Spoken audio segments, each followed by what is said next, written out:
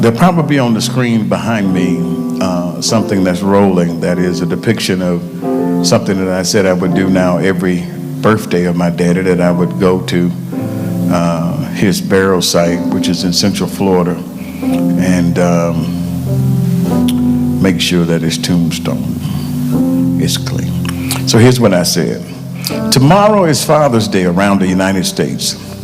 And if you are a child of God and live by the word, this verse should be of some help to you tomorrow.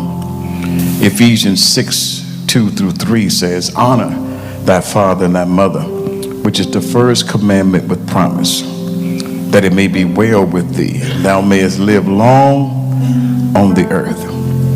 Many people struggle with honoring their fathers. I did for years. I realized that my father was responsible for bringing me into the world, but I also realized that he shunned his responsibility to care for me once I came into the world. For years, I would honor my mom and make a fuss over her as a single parent who was both mother and father.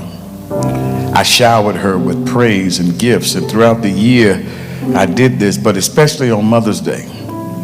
Then when Father's Day would come around, I became saddened and even angry, because even if I wanted to bless my dad, I couldn't. Why? I didn't even know where he was, and he was not actively a part of my existence. Many of you know the epiphany that I had a few years ago. I got the revelation that my dad was still my dad. Good, bad, or otherwise, his blood runs through my veins. I've learned that stuff happens. People have to deal with life the best way they know how. I've learned that we can't judge and discriminate against people who wrestle with different demons than we do. When my father died, I refused to speak at his funeral. I just didn't know what I would have to say or what I would have said. I was a young pastor, immature, and missed the moment. Now that I look back, I probably would have said, my father connected with my mother and produced me. For that I say, thank you, Dad.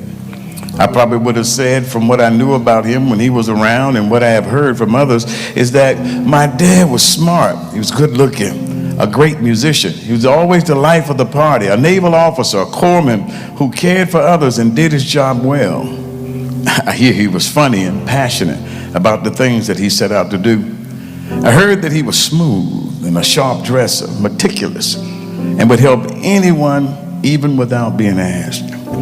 My father was different.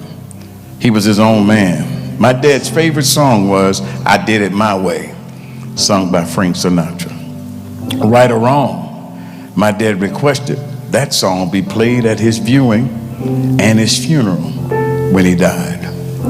That song marked his legacy. Right or wrong, he did it his way. So today I celebrate the man that he was. I choose to remember the good times over the bad. I know I have to remember the bad times to even forgive him for those times, but that's what I choose to do.